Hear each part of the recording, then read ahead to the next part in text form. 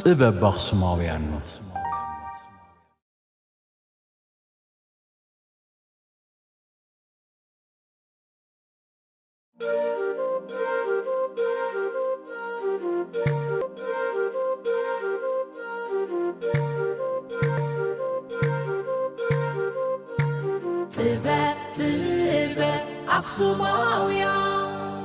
ጥበብ አክሱማውያን ነው።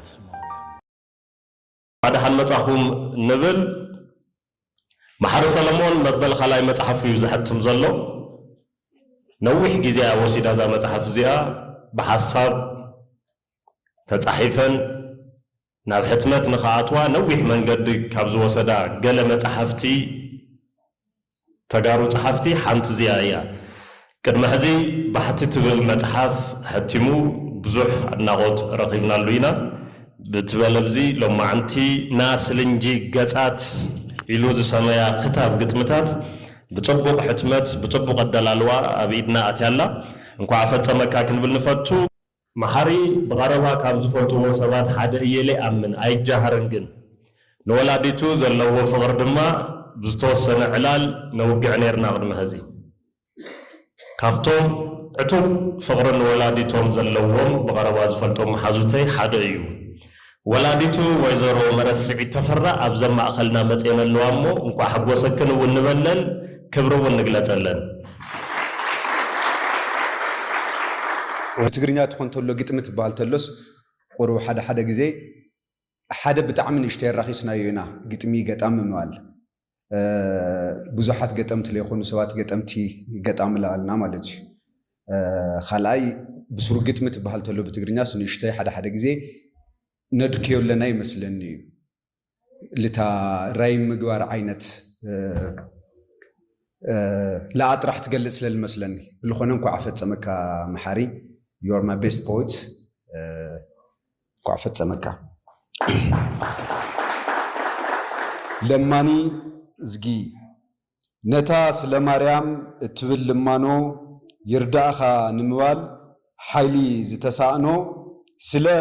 موال زي يخيل زي سلالة دمسو كندي لمان اللو بتزويت نقيسو كابتي قدام وطيو ما انت زبل نداي ما انت زخودو تخابي اللو قداي شمو خبيدو تخورمي اقارو اللو نابلو زموت مسشوغرو ساانون ساقمن او عدي قددا حاتاتن مزواتن كلت يوم حدا يغني له كلتا قتم اللوا واقعي خلتا قفن زبلان عمباو عزو زبلا خلتا قتم اللوا بزيا كتفتو ونيهم بغازيتانيان قتامن هفتوم هايلك خربائيان هفتشين عمد رحم تصلي يغني لي عوزا قتم زيان اشتون ناي ديكشن وي نا تاريخ خيدي سلاللون حدا قالات مجمريا ترجمان كنقرأكم من داف أو كواوي كحوانه لو عد مسنو تخلت لها للو عوي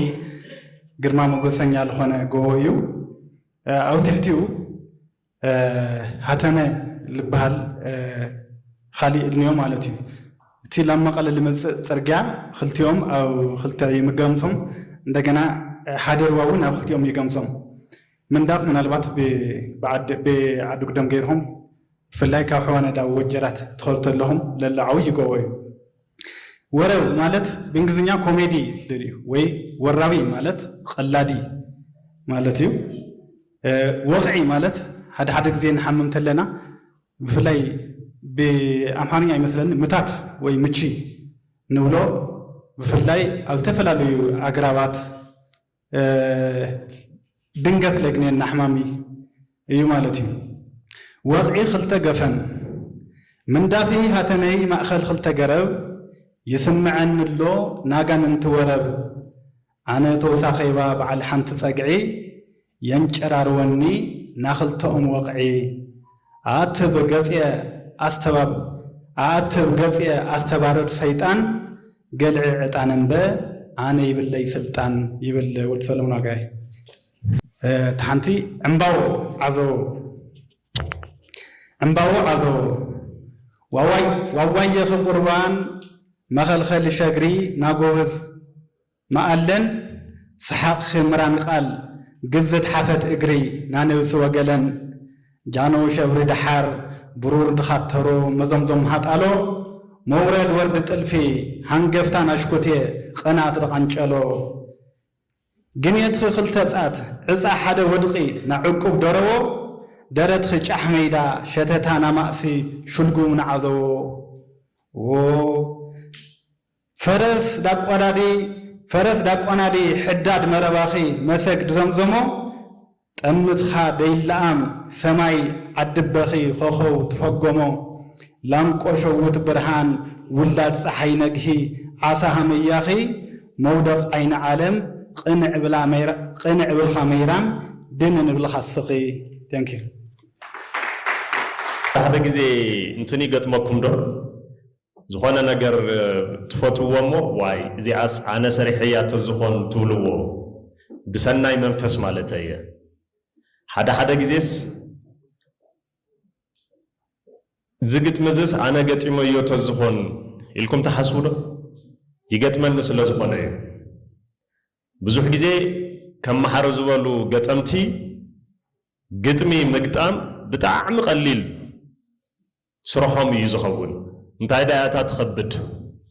ነቲ ክትጽሕፎ ዝሓሰብካ ግጥሚ ዝምጥን ርእሲ ኣብ ምሕራይ ገጣምስ ጽቡቕ ርእሲ እንድሕር ሓርዩ ግጥሚ ምጽሓፍ ይኸብዶን ኣብ ማሕረ ሰለሞን እንሪኦም ስብእናታት እዚኦም እዮም ማሕሪ ብዙሕ ጊዜ ምስ ምንታይ ከተሓሕዛ ንባዕሉ ክገልጽ ኣይደልን ብዛዕባኡ ክውጋዕ ኣይደልን ኣነ ክውግዕ ከለኹ እዚኣ ኮይነስ ውሽጡ ማቻ ይስምዖ ከምዘየለ እግምት ካብታ ናይ ውሽጢ ባህሪኡ ማለት እዩ እናኻለ ከምዘይኽእል ክዛረብ እናኻለ ሓሳባቱ ብግጥሚ ቆጢቡ ጥራሕ ናይ ምስዳድ ባህር ካብ ዘለዎም ሰባት ሓደ እዩ ኣብቶም ሸውዓተ ዓበይቲ ዓምድታት ግጥሚ ዝበሃሉ ሓደ እንታይ ኣሎስ ገጣምሲ ስምዒት ማሕበረሰቡ የዳምጽ እሞ ተን ስምዒት ክጽሕፍ ከሎ ባላንስ ወይ ድማ ሚዛናዊ ገይሩ ይጽሕፍ ኣብ ዘዳራሽ እዚ ዘሎ ማሕበረሰብ ናተይ ኣድማጭ ኢለ ተሓሲበስ ነዚ ማሕበረሰብ ዝውክል ኢለ ዝጽሕፎ ግጥሚ ነቲ ሓደ ሕጉሱ ነቲ ሓደ ዘኹሪ ክኸውን የብሉ ባላንስ ክኸውን ኣለዎ ሓቂ መሰረት ዝገበረ ማለት እዩ እዘን ከምዚአን ዝበላ ነገራት ውሕዳት ገጠምቲ እዮም ዘሽከርክርወን ካብኣቶም ሓደ ብጽቡቕ ውሕልና ይሰርሐን ማሕር ሰለሞን ስለዚ ኣብ ቅድሚኻ ከምዚ ያልና ክነውግዕ ከለና ስለዚ ፈተናካ ዘይኮነስ ሓቂ ክንሸግር ስለዘይ ንኽእል ጥራሕ እዩ እሞ ደጊምና እንኳ ሓጎሰካ ኣጻብዕትኻ ሕልናኻ ንዘለዓለም ኣብ ወረቀት ብርዕና ሓረሳይ እምበራ ኢና ክንብል ነዛ መጽሓፍ እዚኣ ዝምርቑልና ኣብ ስነ ጽሑፍ ትግርኛ ብፍላይ ምስ ግጥሚ ተተሓሓዘ እውን ነዊሕ ተመክሮ ዘለዎም ብዙሓት መድረኻት ብፍላይ ስነ ጽሑፍ ትግርኛ ንኽዓቢ ብዙሕ መድረኽ የዳልዉ ዝነበሩ ሕዚ እውን ካብቲ ዓውዲ ዘይረሓቑ በዓል ሞያ ኣብ ማእኸልና ተረኺቦም ኣለዉ መምህር ብርሃን ኣቻሜን ኣብ መድረኽ ክመፁልና እዮም መጽሓፍ ናስልንጂ ገጻት መበል ካልኣይ መጽሓፍ ገጣሚ ማሕሪ ሰለሞን ኣብ ዘዳራሽ እዚ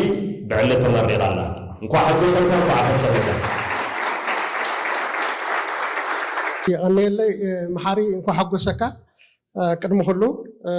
كمتي قطامي فقادو يمسلني زبلو دقيم قطمي تغرينيا اب تግራይ مبغسي محاري اخو بنچ مارك نلوم ነገራት አለው ካብዚ ተበጊስና ኢና ንመሐሪ መሲልና ንመሐሪ ኮይና ንመሐሪ በሊጽና ክንርከብ ዘለና ግጥምታቱ ሎሚ ኮነን ዝፈልጠም ኣነ ወይም ዝፈልጠን ነዊሕ ግዜ ገይርዩ ኣብዚ መጽሓፍ ከምንሪኦ ካብ 12 ዓመተ ምህረት ጀሚሩ ዝተጻሕፉ ጽሑፋት እዮም ኣብ ፌስቡክ የውጽኦም ነይሩ በቀረባውን ስለንራኸብ የመግሶ ነይረ ግጥምታቱ ፍሊ ዝበሉ እዮም ከማይ ኣነ ናይ ግጥሚ ሰብ ኣይኮንኩን ግን ሓደ ክልተ ግጥሚ ብጣዕሚ ሰሓባን ኣለዋ ንሰን ከም ብበልኩም ፍቀዱለይ ፍካሬ ጭቁን እትብል ኣላ ሓንቲ ውረዱ ተበልና ሩባ ላሰገርኻ ፈረስ ኣይቕየሪ ጥንቅልዒት መልሲ እዝኒ ልተሓስሞ ሕቶና መጪጩ ሩባኸስ ንቐይር ተሕሸትኩምሲ ይብል ኣሎ ብጣዕሚ ብሓቂ መሳጢ መሓሪ مصحفن مقطعن ጥራይ ከይኮነ ህይወቱን ከመይ ከም ዝሪኣ ኢና ንርኢ ካልአይቲ ግጥሚ ተወገስ ትብልያ ሃምቲ ሰባር ባቡር ብደው ለአርግ ስድሪ ኸይተጓዕዘ መንገዲ ረጊጽኻ መንገዲ ጽበ ሃዲድዩ ግዜ መሕደሪኻ ቋምት ጸውራኻ ሸብልላ خبدتካ خبዶ እዚ ገታር ዓቐብ ክመፀካ ይትሕለም ስኻ ኢኻ ትኸዶ ይብል ብጣዕሚ ኣብ ውሽጥኻ ዝኣቱ ዓይነት ግጥምታት እዩ ዘለዎ እዚ ደጊመ እንኳ ሓጎሰካ ብል ስድሩኡን ኣዲኡን ካልኦቱን ፈተውቱን ኣብዚ ኩልኩም ዘለኹም እንኳ ሓጎሰና ይቀኒየለይ ይቀኒየለይ ኣብ ብዙሓት ሊቃውንቲ ቅድሚት ብዙሕ መዋል ይኸብር እዩ መሓሪ ሓወይ ኳዕ ደስ በለካ ክብለካ ዝደሊ ካልኣይ ውላድ ሕልናኻ ሎማዓንቲ ስለ ዘረእኻ በጣም ሕጉስ እየ መሓሪ ውህሉል ዓቕሚ ዘለዎ ብፍላይ ናይ ትግርኛ ቃላት ሃፍታም ዝኾነ ሓውና ምዃኑ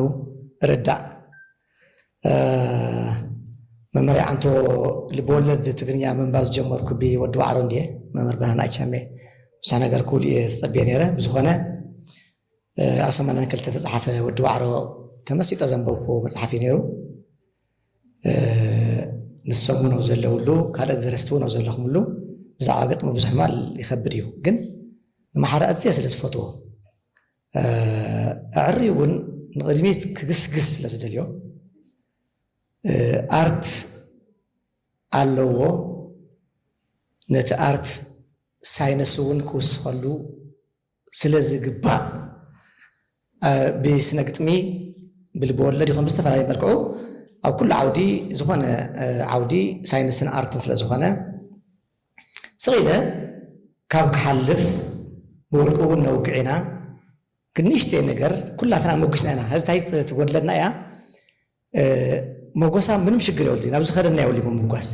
ዝኾነ ነገር ክህሊ ከሎ ግን ንእሽተይ እውን ትኹን ቀፃሊ ዓብይ ብርኪ ስለ ዝኸውን እዚኣ ከመይ ትመስል ኢልካ ምሕላፍ እውን ክንለምድ ምእንቲ እምበር ኣብ ናይ መሓሪ ግጥሚ ገይጋ ስለ ዝረአኹ ኣይኮንኩን ምናልባት አንቶ ኣኪ ተናገርዋ እዩ ግጥሚ ቤት ምውቃዕ ኣይኮነን ግጥሚ ፊደል ሓደ ዓይነት ምውዳእ ማለት ኣይኮነን ኣብ ዝኾነ ኤርትራዊ ደራፊ መን ዝበሃል ደፋር ጓለንበሳ ጽምዋት ዘርጊ ይብል እሞ ዝና ከስፋሕፊሑ ሒዝኪ መዝገብ ክብሪ ኢሉ ይውድእ ኣብጊን ኣብሬን ቤት የወቕዐን ናይ ሓሳብ ፍሰት ግን ፀገም የብሉን ስሙዝ ኮይኑ እዩ ዝኸይድ ስለዚ መብዛሕትና ግጥሚ ክንብሎ ተኾይንና ሓደ ዓይነት ፊደል ክውድእ ኢና ንጭናቕ ኣብኡታት ንማሪ ሓወይ ብርኪ ሓደ ብርኪ ወዲና ካልኣይ ብርኪ ንሃንስ ሓሳብና ምስ ንውድእ እዩ ናተይ ግንዛበ እዩ እዚ ንላ ብዙሓት ገጠምቲ ወስደ ዘለና ውዚ እየ ሓደ ስታንዛ ወይ ከዓቲ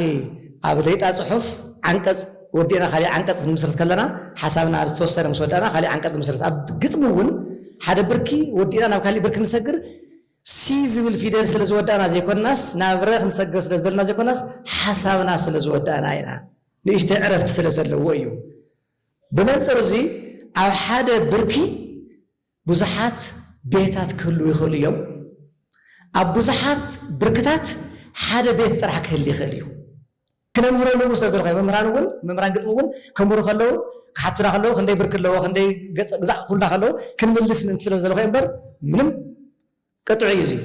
ምንም መኾነ እቲ ውፅእ ምባል ድሕር ምባል ናብ ዓለና ክስታይ ኣለና እዩ ሕዚ ናይ መሓሪ ግጥሚ እዛ ግጥሚ እዚኣነ ሰለስተ ብርኪ እየ ዝብል ኣባባየ ሰለስተ ብርኪ እዩ እኒአዋ ኢለ እየ ዝወስዳ ስለዚ ኣብ ከምዚታት እውን ናይ መሓሪ ውህሉል ዓቕሚ ኣብ ከይዲ ምምሃር ምስ ትምሃር እውን መምህራን ስነ ፅሑፍ ክጥቀሙሉ ካብ ዘለን ባህጊ ዝብሎ ዘለኹ እምበር ብጣዕሚ ብጣዕሚ ብጣዕሚ ናይ ቃላት ሃፍታም ግጥሚ ማለት ከዓ ከም ሓደ ንፉዕ ነዳቃይ ትኽክለኛ እምኒ ኣብ ትኽክለኛ ቦትኡ ምቕማጥ ናይ ቃላት ኣሰኻኽዓ ምፍላጥ እዩ እምበር ካሊእ ስለ ዘይኮነ በዚ ከዓ ኣምሓራ ሓወይ ብጣዕሚ ዝድነቕ ስራሕ እዩ ዘለዎ ካሊእ እንታይ በወልኩ ንማርያ ሓወይ ክሎም ደውን ምእንቲ ህዝቲ ታይልያ ካብዛ ሓንቲ ኢላ ትጅምር ክስካብ ለይጎድል እትብል ሓንቲ ብርኪ ገይረ ኣለኹ 1 2 3 4 5 ብርክታት ዝኒኦ ሓደ ብርኪ ገይረ ታን ክልተ ተለላ ሓደ ብርኪ ተነርባዕተ ተለኻ ካሊእ ብርኪ ሰለስተ ብርኪ ኢልና ካሊእ ዓብይ ነገር ርእሲ መፅሓፍና ወሳናይ እዩ ፍቅር እስከ መቃብር ዝብል ኣምሓርኛ መፅሓፍስ ሓደ ገጽ ተጎደልካሉ 10 ገጽ ተጎደልካሉ ገለ ተጎደልካሉ ትመፅሓፍ ፍቅር እስከ መቃብር ኮይኑ ዝቕፅል ምናልባች ናይ ሽልንጂ ገጻት ትብል ኣብ ሕትመት ብጎሩ እንተዘሊልዋታ ፔጅ ድሳ ወይ ብዙኾነ ኣጋጣሚ ተጋጢማትና እታ መፅሓፍ እንታይ ዝብል ርእሲ ይህልዋ ዝኸውን ዝብል እግረ መንገድና ብዙሓት ገጠምቲ እውን ርእሲ መፅሓፍና እውን ሆሊስቲክ ንኩሉ እቲ ፅሑፍ ጥሙር ዝኾነ መልእኽትታት ዝሕዝ ክኾነልና ከም ቋንቋ መምህራን ንምሃር ተማሂርና እውን ማለት እዩ እሞ እዝታት ነገራት ብጣዕሚ ደቀቕቲ ነገራት እንተኣሪሙ መሓራ ሓወይ ናይ ግጥሚ ገጠምቲ ኢና ንብል ሰባት ወይ እትብሉ ሰባት መምህር ብርሃነ ከም ዝገለፅዎ ብጣዕሚ መቐየሮ ነጥቢ ካብ ዘለዎም ገጠምቲ እዩ ብዙሓት መፅሓፍትና ግጥሚ እዮም ግጥሚ እንታይ ኣብ ዝበዝሖ ዘሎ ሰብሲ ኣይ ግጥሚ ቀሊል እዩ ኢልና ሰባት ግጥሚ ምግጣም ቀሊል ኣይኮነን ብዙሓት ግጥምታት መፅሓፍቲ በዚሖም ዝኒአው ግጥሚ ቀሊል እዩ ስለ ዝብልና ግጥሚ ቀሊል ኣይኮነን ናይ መሓር ግጥሚ መፅኣና እምቢበ ንኽርዶ ብጣዕሚ ብዙሕ ግዜ ዝወስደኒ ብጣዕሚ ብዙሕ ግዜ ዋላ ሓፂር ናሃለይ ሓፂር ዓሚቕ ሰፊሕ መልእኽቲ ዝሕልፍ በሊሕ ፀሓፋይ መሓርሞ መሓር ሓወይ ኳ ደስ በለካ ደጊመ ክብረት ይሃበለይ ሽቕኒለይ መፅሓፍ ና ስልንጂ ገጻት ተመሪቑ መሓሪ እንኳ ደስ በለካ ውቃበናሎ ሓሳባትናሎ ተበቲኑ ኣብለሎ ግዜ ሓሳብኻ ኣኪብኻ ውቃበኻ ኣኪብኻ ኣብዚ ግዜ እዚ መፅሓፍ ምሕታም ማለት ዳሕና ኢና ነርና ኢልና ኣብ ናሓስቦ ሰዓት እኳ ኮይና ዝሕተምናዮም መፅሓፍቲ ዝረአናሎም መከራታት ያው ኩለኹም ትፈልጥዎም ኢኹም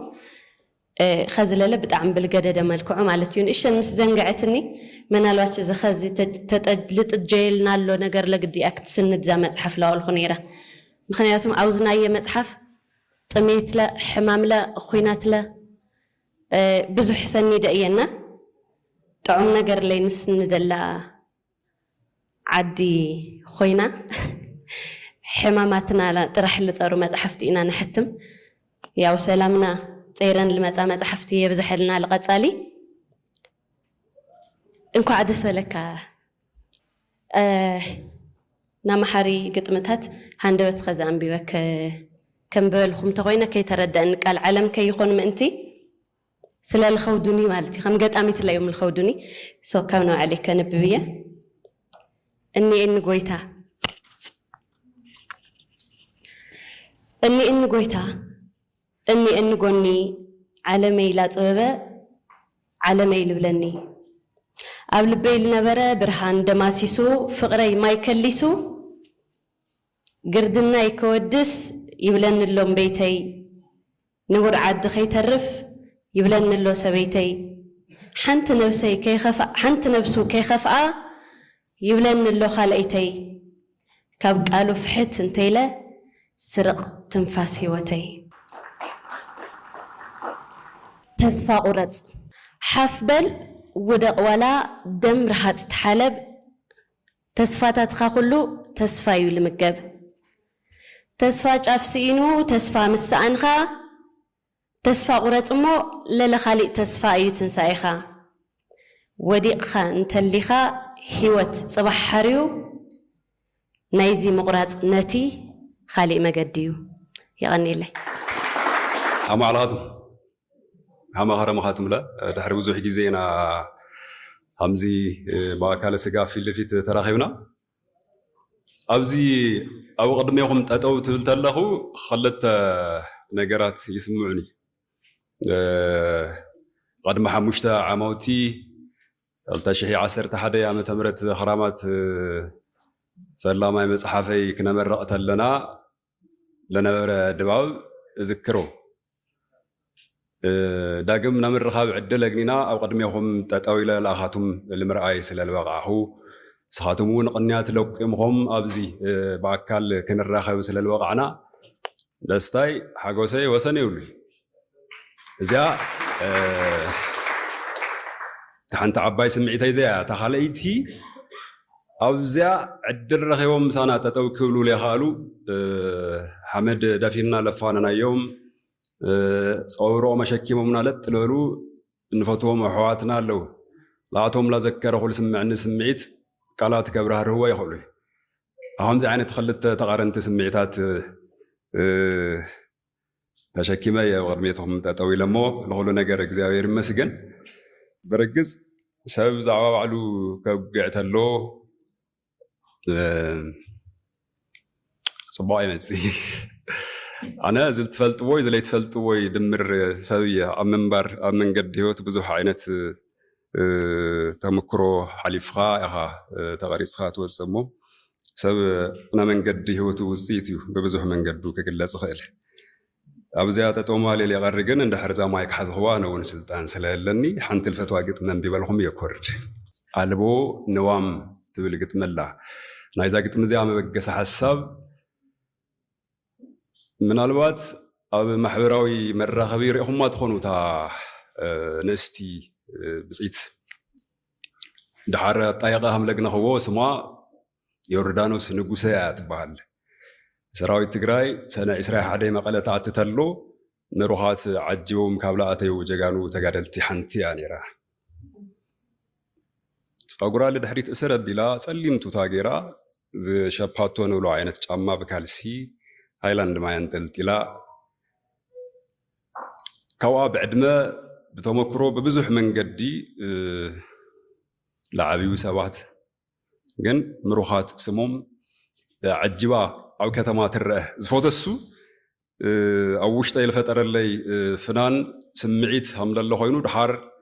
جزاء خيلو زا ليترف قرصي مسواتي جاكانونا كن سمعت لنا مسواتهم كاول سمعهم ججنا حنتيا أو سمعت السو خين الصحف وقت مي قالبو نوام نايجز قاليو دقاس مالتيو قالبو دقاس يورسو كون مالتيو حنتي يغنطا كابنايا باركوت حنت خنتيت كابكن في ملكوت حنتي تراز كابرانان دابو حنت معقوا كابناوينوم جنبو حنت قرني كابكلم عسدور حنت زوريا نعلمخي مهور قدمي سنبت حنت نواح وقعي ما أرمميت حنت سماو سقعي وعلوخي كتب مجنخمو عدل من كعهو هزي قدح خالي قدل تايت بالنبرت للبل حاتاتي مليسا مدك أسخو حنتلوام ليتي مساتخي كقوامت مسحاي كتبركي زي ليغونا غريو سلي انت تودكي لغة الخيوموت لسانخي زقيهو دهرخي لغري صورو مبزحو صورانا بزحيو يغني لي ورتها لي مصحفنا سلنجي قصات تمرقا لاهاتم أبيدكم بس حالنا وبشعل توقع بالتفلالي ملكو كجلس الخيل حاجة زي وركتو لنا برو محوات ولدي نام يا محزود لباو مسكاناي كغرب فتو سناي جزا خوينو هنتات فقيدو بخالوت تمساسلتي مدرحات كسا عند الراخب من الوقت دحرن واون نانواب نصبراخم من كافللو عدل تترخيو او خلاي مدرح كشا عنقانه سلتخويرهم المصاخمو سلتخلو تساتفهم خبرها باللي سلام رهوا فقر التجراي يعني لي كابلبي يزمسجن لنبرنا صالحيت دقاقيمه كمسجنيه أخويكم نابز لسترخبكم حزبون مسجانا نازل عليو